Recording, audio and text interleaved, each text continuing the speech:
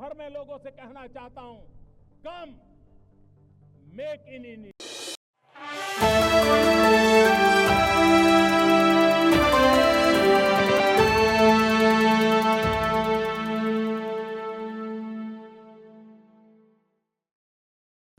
मित्रों, आप सभी जानते हैं कि प्रधानमंत्री श्री नरेंद्र मोदी जी के नेतृत्व में भारत ज्यों-ज्यों आर्थिक, सामरिक और कूटनीतिक दृष्टि से विश्व के पटल पर एक शक्तिशाली और प्रभावशाली देश के रूप में उभरता जा रहा है और देश के अंदर सामाजिक और आर्थिक सशक्तिकरण का नया दौर चल रहा है, त्यों-त्यों अनेक प्रतिगामी शक्तियां भारत की इस अभूतपूर्व विकास को और प्रगति को रोकने के लिए अनेक प्रकार के षड्यंत्र करती दिखाई पड़ रही है। उसी श्रृंखला में आज मैं आपका ध्यान आकृष्ट करना चाहता हूं कि जो कुछ कांग्रेस पार्टी और उनके आइडियोलॉजिकल थिंक टैंक कहे जाने वाले लोग समय समय पर कहते आ रहे हैं, वो चीजें अब पूरी तरीके से जनता के सामने आती जा रही है। ओवरसीज कांग्रेस के प्रेसिडेंट सैम पित्रोदा, जो कांग्रेस के आइडियोलॉजिकल थिंक टैंक के प्रतीक माने जाते हैं, उन्होंने आज चाइना को लेकर जिस प्रकार का बयान दिया है, उससे यह बात बहुत साफ हो गई है कि कांग्रेस पार्टी के चीन के साथ हुए करार का इजहार सैम पित्रोदा ने दिन दहाड़े कर दिया है। प्रत्यक्ष रूप से साफ साफ दिखाई पड़ रहा है। और ऑन द लाइटर नोट मैं कहना चाहूंगा, हिंदी में कहावत होती है, गुरु गुड़ रह गए और चेला शक्कर हो गए, मगर यहां जो चेला है वो तो गुड़ रह गए और गुरु चीनी हो गए। परंतु गंभीर बात यह है कि जिस प्रकार की बात सैम पित्रोदा जी ने कही है, वो भारत की अस्मिता, भारत की कूटनीति और भारत की संप्रभुता पर बहुत गहरा आघात है। उन्होंने इस प्रकार की बात कही कि चीन के साथ तो किसी प्रकार का विवाद ही नहीं है, जैसे भारत ही अग्रसर की भूमिका में, यानी आक्रामक मुद्रा लिए हुए, और ये कोई उनका अलग बयान नहीं है। ये ओवरसीज कांग्रेस के चीफ है, यानी समुद्र पारी कांग्रेस के प्रमुख हैं। अब समुद्र पार से तो सोरस के सुर भी कांग्रेस के साथ मिलते हुए नजर आते हैं, परंतु यहां पर एक बहुत गंभीर बात है कि जो कुछ सैम पित्रोदा ने कहा है, ये कोई आइसोलेटेड इवेंट नहीं है, आइसोलेटेड स्टेटमेंट नहीं है। इसी भाव और इसी विचार के अनेक स्टेटमेंट राहुल गांधी पहले दे चुके हैं। याद करिए, राहुल गांधी जी ने विदेश में क्या कहा था कि चाइना ने बड़ा संघर्ष करते हुए ऊपर उठने का उदाहरण प्रस्तुत किया है उन चुनौतियों के बीच से। आपको याद हो, अभी कुछ दिन पहले के अपने विदेशी दौरे में क्या कहा कि चाइना ने अनएम्प्लॉयमेंट को बहुत अच्छे तरीके से टैकल किया है, जबकि फैक्ट ऑफ द मैटर है इस समय चाइना में एम्प्लॉयमेंट रेट 24% है। 2023 में जनवरी से लेकर जुलाई के बीच में अनएम्प्लॉयमेंट रेट वहां पर बढ़ते बढ़ते हो गई 17-18%, और उन्होंने फिर जुलाई 23 से जनवरी 24 डाटा देना बंद कर दिया, फिर डाटा का बेस चेंज किया और जनवरी से लेकर अगस्त के बीच में किया, फिर बदले बेस पर भी वो 24% हो गई। मगर राहुल गांधी जी को उसमें बहुत महान चीज नजर आती है। फिर याद करिए, यही लोग कहते थे कि चाइना में प्रेस फ्रीडम इंडेक्स में हमसे ऊपर है,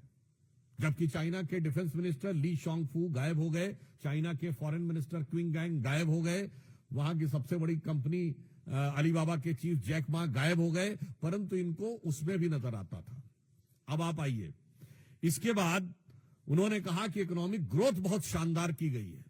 ये सारे स्टेटमेंट्स हैं, और इकोनॉमिक ग्रोथ की फैक्ट ऑफ द पोजीशन यह है कि 2024 में दुनिया की सबसे बड़ी रियल एस्टेट कंपनी, जो एक चाइनीज कंपनी थी एवरग्रांड, उसकी लिक्विडिटी हो गई। हांगकांग कोर्ट ने कह दिया लिक्विडेट कर दिया जाए। चीन के ह्यूनान प्रोविंस में कई बैंक्स बैंकरप्ट हो गए, कितनी रियल एस्टेट कंपनीज बैंकरप्ट हो गई, that is one other thing. उस प्रक्रिया में जब हम यह देखते हैं कि यह बयान सैम पित्रोदा का आया है, पहली बात तो हम बहुत साफ करना चाहते हैं, भारत सरकार प्रधानमंत्री श्री नरेंद्र मोदी जी के नेतृत्व में विश्व के हर देश के साथ अच्छे और सौहार्दपूर्ण संबंध चाहती है, परंतु वो राष्ट्रीय स्वाभिमान, सुरक्षा और सुदृढ़ता को बनाए रखते हुए। अब इसके बाद उनका यह बयान कहना, तो मैं पूछना चाहता हूं, ये गलवान के शहीदों का अपमान है कि नहीं? मैं कांग्रेस पार्टी से सीधे पूछना चाहता हूं। गलवान में जो हुआ, हमारे 20 सैनिक बलिदान हो गए, और उसके बाद यदि आपका ओवरसीज का चीफ इस प्रकार की भाषा बोलता है तो यह निंदनीय है, भर्त्सना योग्य है, और यह भारत और भारतीय सेना, भारतीय सैनिकों के बलिदान का घनघोर अपमान है। इसलिए मैंने आपसे बात कही कि यह एक पूरा सीक्वेंस ऑफ इवेंट है जिसमें सैम पित्रोदा बोलते हुए नजर आ रहे हैं। वैसे ऑन द रेफरेंस मैं आपको पहले बता दूं, बोल चुका हूं तो एक बार रिमाइंड भी कर दूं। वैसे आपको पता है, भारत में एक दौर ऐसा भी था जब चीन को हमने सैनिकों को चावल प्रोवाइड किए थे। 21 जून 1952 को जवाहरलाल नेहरू की प्रेस कॉन्फ्रेंस में उनसे पूछा गया कि आपने क्या चीन की सेना को रसद प्रदान की है? तो उन्होंने कहा हाँ, हमने थोड़ी मात्रा में की है, पर वो हजारों टन चावल था, और कहा इसलिए कि उनको बहुत जरूरत है, हम उनको जिंदा रखने के लिए दे रहे हैं। जबकि उस समय तिब्बत में एट्रोसिटीज हो रही थी, और वो इसलिए था कि उस समय चाइना का नियरेस्ट शहर चेंगडू 2000 किलोमीटर से अधिक दूर था, और सड़कें भी खराब थी। भारत से तवांग से 250 पौने 300 किलोमीटर की थी, और सड़क भी अच्छी थी। यानी उस दौर से आज तक चला आ रहा है। तो मैं साफ साफ कांग्रेस पार्टी से कहना चाहता हूं कि कांग्रेस पार्टी ने स्पष्ट रूप से यह दर्शा दिया है कि वो चीन के साथ हुए अपने करार के प्यार में, राजीव गांधी फाउंडेशन को चाइनीज एम्बेसी से मिले हुए लोन के दबाव में बोल रहे हैं, और लगातार इस प्रकार के बयान दे रहे हैं। इसके लिए उनको आकर सीधे सीधे सफाई देनी चाहिए। और वो अनेक उदाहरण हैं, वो सब तो अपनी जगह है। दूसरा विषय, एक और अधिक महत्वपूर्ण विषय आया है, भारत के चुनावी व्यवस्था को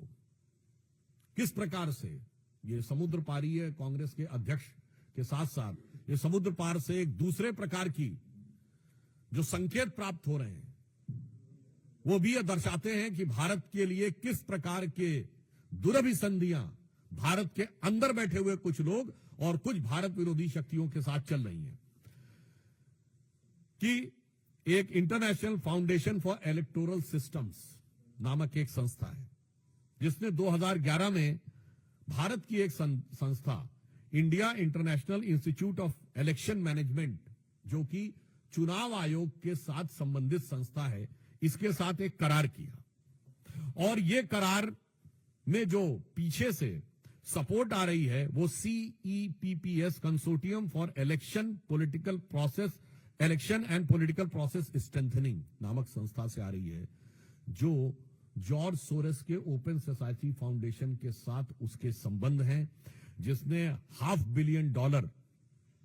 भारत में इन्वेस्ट किए एक माध्यम से, यूएसएड इत्यादि के माध्यम से, और इसके बाद से $3-3.5 लाख प्रतिवर्ष भारत में आते जा रहे थे। आज हम साफ साफ पूछना चाहते हैं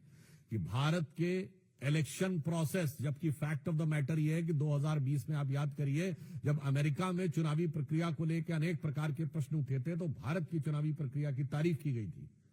कि जो इलेक्शन वोटर सिस्टम हमारे यहां है, वोटर आईडी कार्ड वाला, वो उनके यहां होना चाहिए। परंतु ये कौन सी शक्तियां हैं जो भारत में इस प्रकार चुनावी प्रक्रिया को प्रभावित करने, परिवर्तित करने या उसके अंदर कोई समस्या उत्पन्न करने के हेतु से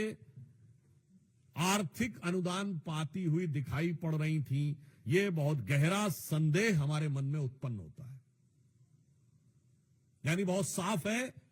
कि सोरस की सुर, अंकल सैम के सुर, और उसके बाद जो कुछ यहां कांग्रेस बोलती है वो साफ नजर आता है। यानी अगर हम ये कहें, जो सैम पित्रोदा बोले हैं, ऐसा लगता है कि लिरिक्स जो है वो सैम पित्रोदा के हैं और उसके गीतकार सोरस हैं, और उसके ऊपर सिम्फनी बजाने का काम कांग्रेस पार्टी और इंडी गठबंधन के लोग कर रहे हैं। तो आज हम साफ साफ देश की जनता से कहना चाहते हैं कि अब कोई किंतु परंतु नहीं रहना चाहिए। और तीसरा विषय जो आप सबको ध्यान है, कांग्रेस के वरिष्ठ नेता और लोकसभा में उपनेता श्री गौरव गोगोई का जिस प्रकार के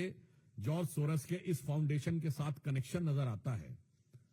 पाकिस्तान की एम्बेसी में उनकी बातचीत की फोटो, पाकिस्तान की दूतावास में मधुर मनोभावों के साथ वार्तालाप करते हुए और भारत में आकर भारतीय सेना, भारतीय वायुसेना, भारतीय अर्धसैनिक बलों के विरुद्ध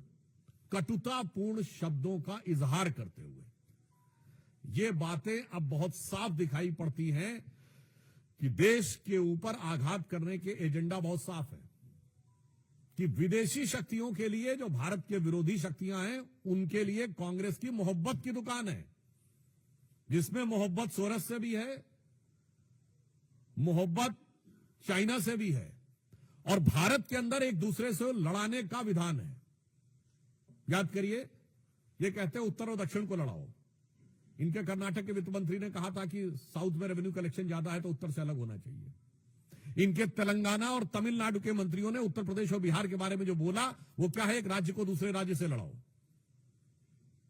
उसके बाद भाषाओं को आपस में लड़ाओ,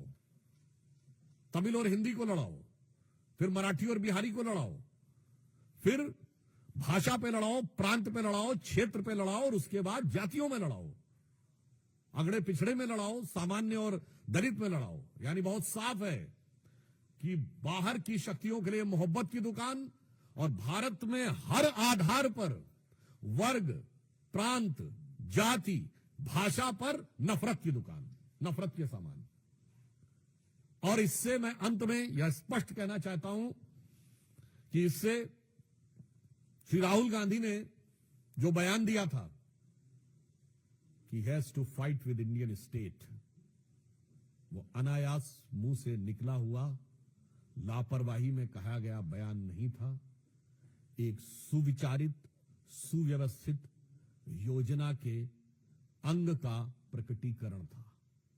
it was not just a careless slip of tongue, but it seems to be an expression of a well thought of structured design that how to demean and damage the India's strength and sovereignty. तो इसलिए अब हम बहुत स्पष्ट रूप से यह देश की जनता से कहना चाहते हैं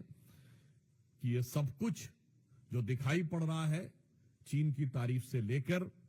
सोरेस फाउंडेशन से समर्थन से लेकर, भारत के अंदर सबको एक दूसरे से लड़ाने से लेकर और इंडियन स्टेट से लड़ाई करने की बात, मुझे लगता है अब किसी भी प्रकार का कोई बचाव का स्कोप कांग्रेस पार्टी के पास नहीं रह जाता है। और इस विषय पे कांग्रेस पार्टी से यद्यपि मैं अभी भी उनसे कहना चाहूंगा कि वो आकर अपनी स्पष्ट रूप से सफाई दें, परंतु मुझे लगता है कि उनकी सफाई देने का उनके पास कोई आधार नहीं बचा है। और बहुत दुख की बात यह है कि इस प्रकार की शक्तियों से हाथ मिलाते हुए या उनके सुर में सुर मिलाते हुए बात करते हुए भारत के अंदर के दलों का समर्थन हर राष्ट्रभक्त को बहुत पीड़ा देता है और उसके साथ गंभीर प्रश्न भी उठाता हुआ प्रतीत होता है। धन्यवाद। Mohit Bhatt, then Pragya.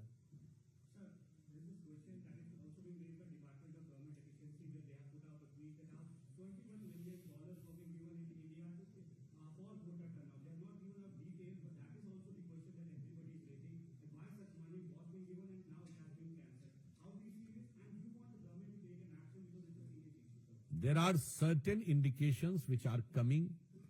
now becoming gradually clear and explicit, that how those things are going or were intended to interfere in the Indian elections. I would like to remind that US President Donald Trump has also said that there was a design by the Soros and other things who want to destabilize the government in India and Bangladesh.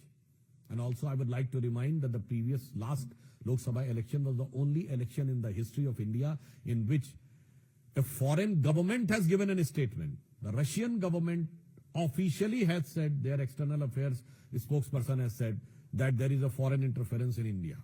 So I think since our government is keeping a strict vigil on every situation, so whatever is required will be appropriately dealt with, but the moral question becomes too big and too high in front of the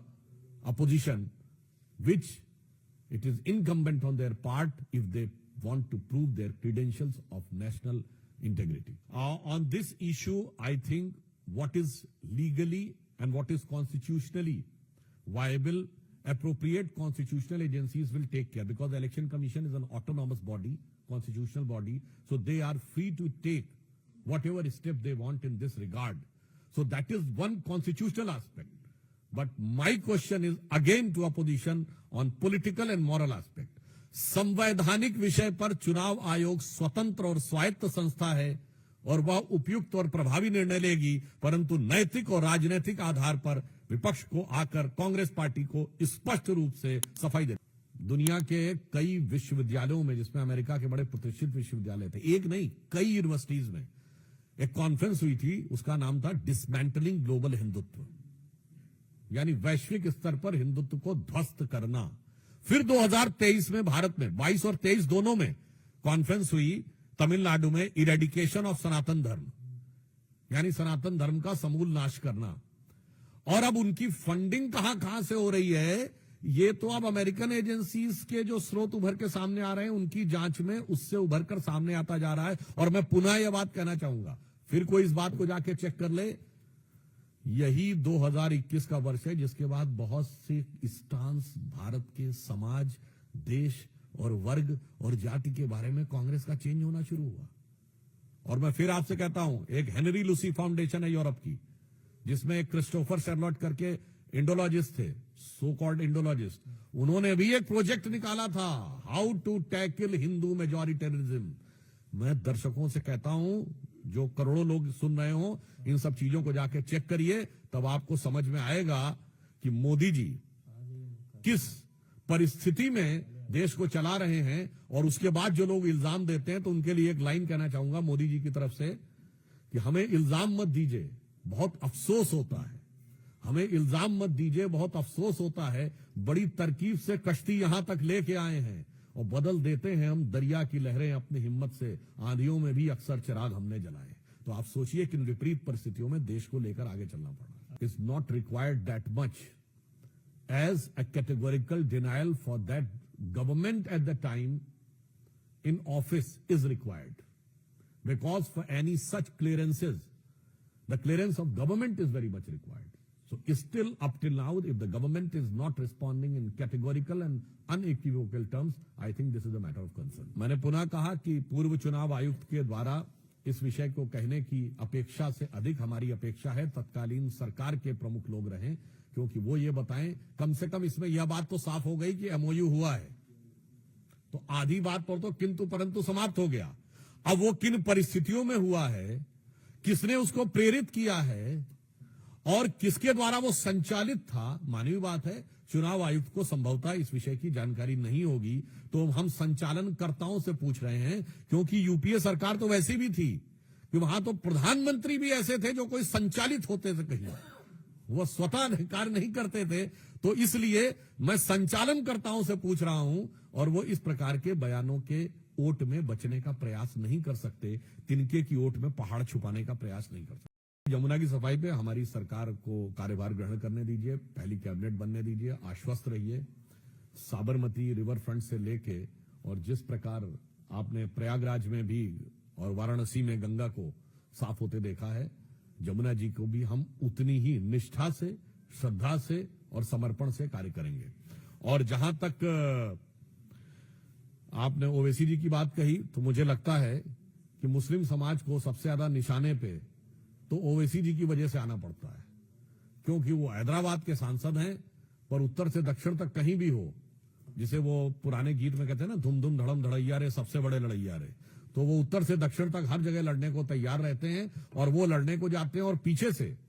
वो क्योंकि जो so called secular दल हैं, अब ये उनको उनसे भय प्रतीत होता है, क्योंकि उनकी पार्टी का नाम MIM है, उसमें 2 बार M है। तो हो सकता है इस कारण से उनको ज्यादा समस्या महसूस होती हो। तो यहां पे मूलतः किसी वर्ग, किसी समाज के प्रति कोई भेदभाव का भाव नहीं है। समस्या उन लोगों के विचार में है, क्योंकि वो लोग मुस्लिम समाज को सिर्फ अपराधियों और आतंकवादियों से जोड़ने का प्रयास करते हैं, कानून तोड़ने वालों से जोड़ने का प्रयास करते हैं। वो कभी अच्छे और सच्चे राष्ट्रभक्त मुस्लिमों के साथ, चाहे ब्रिगेडियर उस्मान हो या डॉक्टर एपीजे अब्दुल कलाम हो, वो हमारे केरल के गवर्नर आरिफ मोहम्मद खान साहब हो, बिहार के गवर्नर आरिफ मोहम्मद खान साहब हो, अथवा बड़े से बड़े हमारे अच्छे जो अभी जिनकी डेथ हुई, उस्ताद जाकिर हुसैन, उस्ताद बिस्मिल्लाह खां, उस्ताद बड़े गुलाम अली, उस्ताद अमजद अली खां, इनका कभी नाम सुना है आपने ओवैसी जी के मुंह से? इसलिए हमारे तरफ से कोई समस्या नहीं, समस्या उनकी जहनियत।